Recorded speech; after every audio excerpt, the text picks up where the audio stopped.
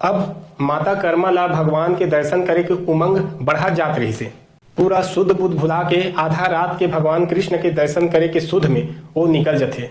भगवान श्री कृष्ण के दर्शन करे के शुद्ध में माता कर्मा अंधकार ला चीरत जगन्नाथपुरी जाए बर आगे तेजी से बढ़े के चालू हो जाते। कभू चले तो कभू दौड़े।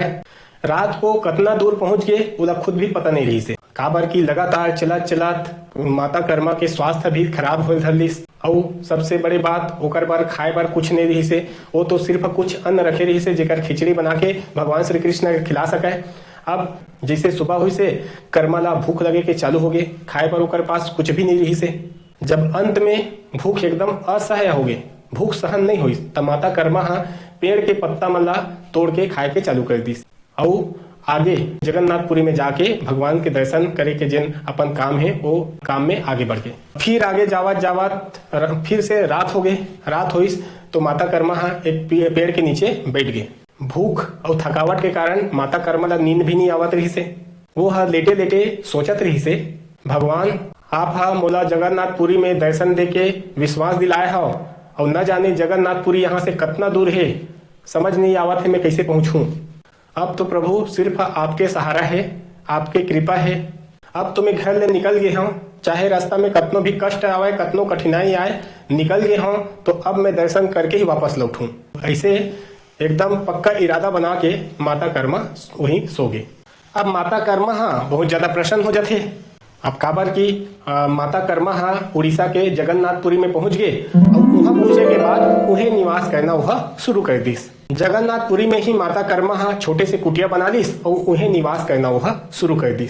अब सुबह जल्दी जल्दी उठ के माता कर्मा नित्य नियम के रूप में खिचड़ी बनाती और भगवान कृष्ण ला भोग लगाती।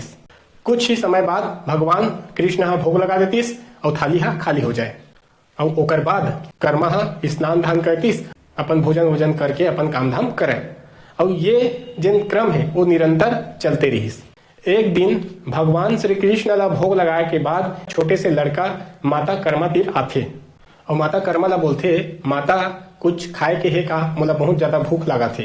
तो माता कर्मा बोलते, हाँ बेटा बिल्कुल है भाई, अभी अभी मैं खिचड़ी बनाए हूँ, आ जा बैठ जा कहूँ खा ले खिचड़ी ला। और ऐसे की के माता कर्मा बहुत प्रेम भाव से वो बच्चा ला, वो लड़का ला खिचड़ी परोसिस और वो लड़का भी बहुत प्रेम भाव से खिचड़ी खाए के चालू हो गए।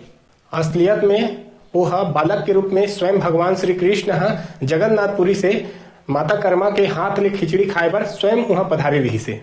अब बालक खिचड़ी ला खा लिस, ओकर बाद जल्दी जल्दी खाए के बाद माता कर्मा ला बोलते कि माता खिचड़ी तो बहुत अच्छा बने रही से और किथे का मैं कल घलो खिचड़ी खाए बर आ सकत हूँ। तो माता कर्मा बोलते, हाँ बेटा बिल्कुल आ सकता और कल का तेरो जाके खिचड़ी खा सकता। तो बालक खुश हो जाते और खुश होने के बाद वो चल देते और जात जात बोलते, माता मैं अब रोज के खिचड़ी खाए पर आहूँ, ऐसे बोलते और वह हंसत हंसत चल देते।